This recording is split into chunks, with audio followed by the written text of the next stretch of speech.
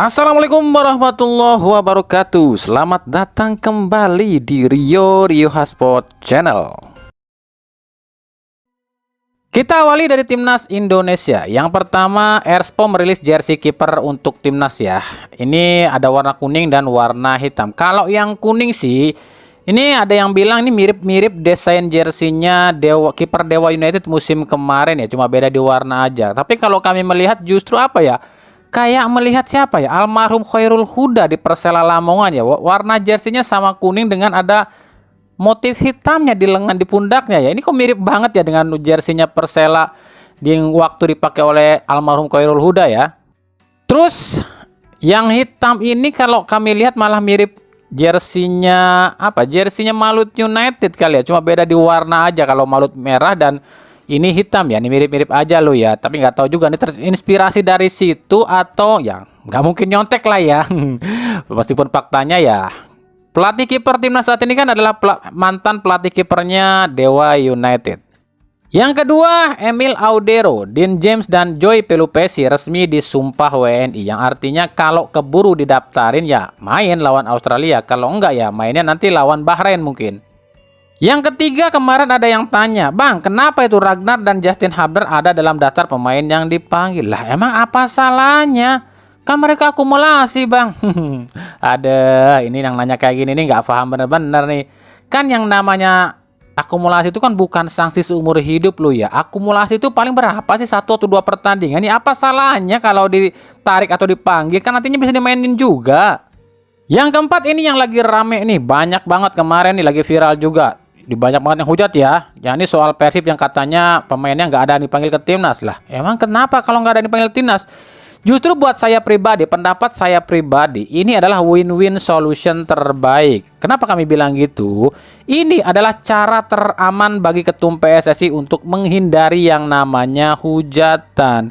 Sebab kalau PSSI memanggil pemain Persib ke timnas, ini ketum PSSI yang akan jadi sorotan dan akan jadi apa? Sumber hujatan.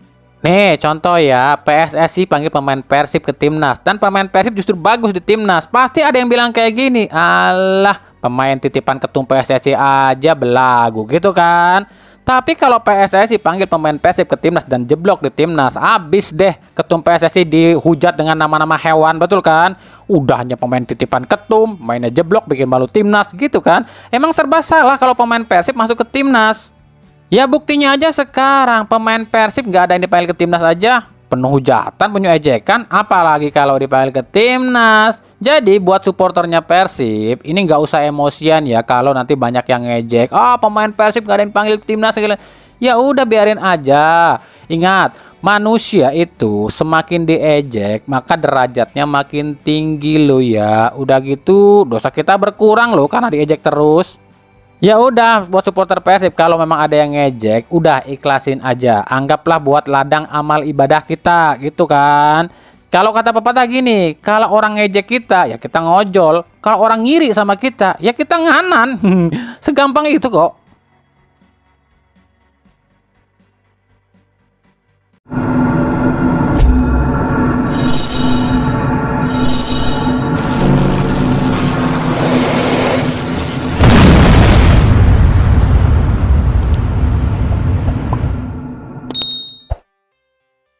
Masih berkaitan bagi orang-orang yang masih ngehujat tim-tim tertentu seperti Persib dan lain-lain. Ingat dan perhatikan dan dengarkan baik-baik buat kalian ya. Buat kalian ini ngerti dan gak dongo-dongo amat. Liga Indonesia di bulan Maret 2025 ini naik loh ya rankingnya. Di Asia itu Liga 1 itu naik ke posisi 25. Dan itu berkat siapa? Berkat Persib di ACL 2 lo ya. Jadi dongo aja orang yang hujat Persib lah. Persib udah ngasih jalan kok buat tim lain jadi 3 wakil Indonesia di AFC musim depan. Dan bukan cuma Persib lo ya, tapi Madura United pun ada andil menaikkan ranking liga kita di Asia. Semakin tinggi, semakin jauh perjalanan Madura di ACL 3, ini ranking akan semakin naik. Apalagi kalau Madura ini sampai ke final dan juara di ACL 3, maka bisa-bisa ranking liga kita naik ke posisi 2. Tapi kenapa masih banyak orang yang menghujat Madura dan Persib? Padahal dua klub ini yang membuat ranking liga kita di Asia naik dan menjadikan Indonesia memiliki 3 wakil ke AFC musim depan. Sementara di ASEAN atau AFF, ranking liga kita ini naik dari posisi 7 ke posisi 5. Dan ini nggak lepas dari andil 2 klub, yakni Borneo FC dan PSM Makassar yang main di ASEAN Club Championship. Maka lucu aja gitu ya, ada klub-klub di luar 4 tim ini yang menghujat 4 tim ini. Lah 4 tim ini tuh apa ya? Mereka ini pahlawan loh, membuka jalan buat tim-tim lain biar masuk ke ASEAN ataupun AFC. Makanya nggak tahu diri kalau orang-orang yang masih menghujat 4 tim ini, yakni Persib, Madura, Borneo, dan juga PSM Makassar. Makanya buka mata kalian nih bagi orang-orang yang SDM-nya rendah. Kalau ada yang bilang, kalau ada yang ngatain kita SDM rendah itu nggak boleh marah, nggak usah emosi, tapi introspeksi diri. Kenapa demikian? Karena memang ini faktanya. Nah, siapa nih orang-orang yang emosi kalau dibilang SDM rendah? Ya federasi, ya operator, ya supporter kita, ya sebagian penduduk kita. Nggak usah emosi, tapi perbaiki diri dan introspeksi diri. Kenapa kita dibilang SDM rendah? Ya wajar lah. Orang yang udah berjasa, klub yang udah berjasa aja malah dihujat tuh.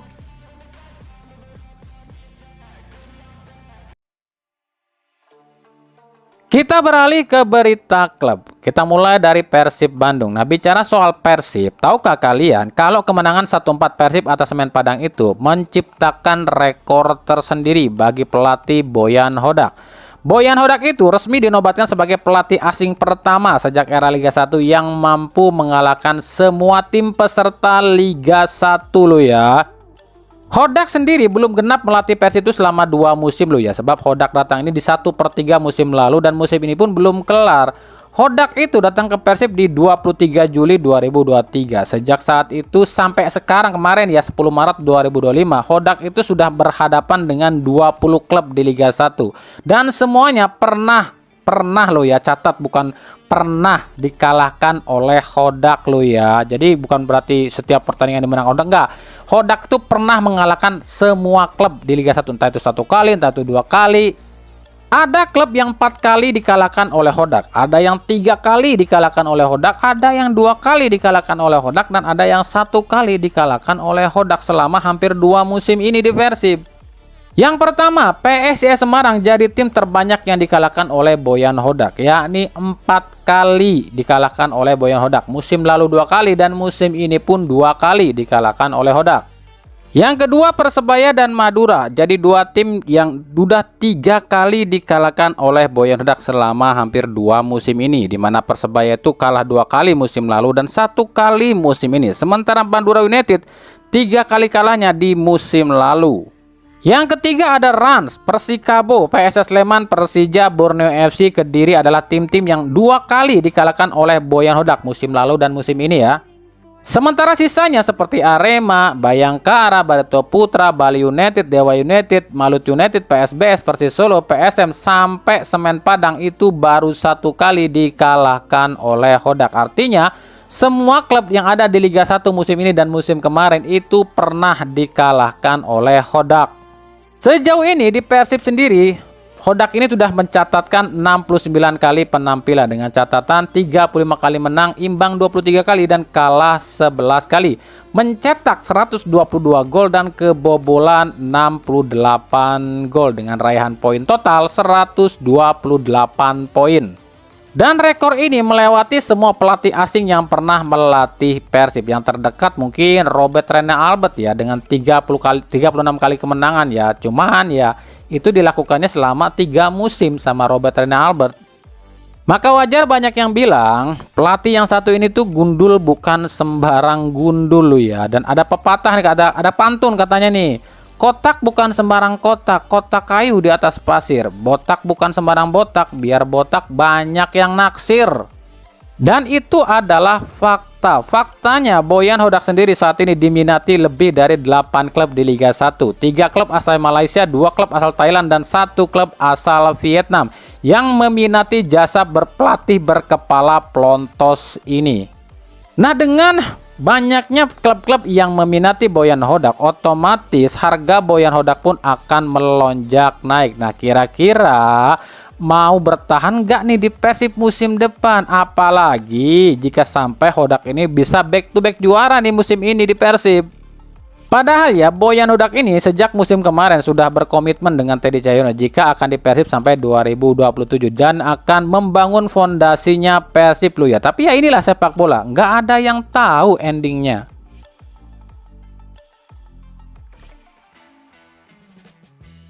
Dari Persebaya gerak cepat nih nyari dana buat musim depan. Tim Bajul Ijo kabarnya tengah jajaki atau jalani kerjasama dengan salah satu perusahaan baja ringan bermerek Kencana. Nah, kalau Kencana ini masuk ke Persebaya, berarti ini sponsor properti ketiga ya yang kerjasama dengan Persebaya. Karena kan sebelumnya ada apa? Citycon itu apa tuh? Plafon ya. Ada juga Nusabot itu ya baja ringan atau mungkin bot ya. Nah, sekarang ada Kencana baja ringan. Wah, ini sih kalau sponsor-sponsor ini masuk ke Persebaya, bisa-bisa pemain Persebaya musim depan diajarin jadi tukang kali ya. Tapi ya nggak apa-apa, rapopo jadi tukang, yang penting gajine aman, duite aman, ora nunggak koyo tim kae lho. Jarene mau jadi tim kayak Real Madrid, tapi kok gajine ditunggak. Tim opo kui?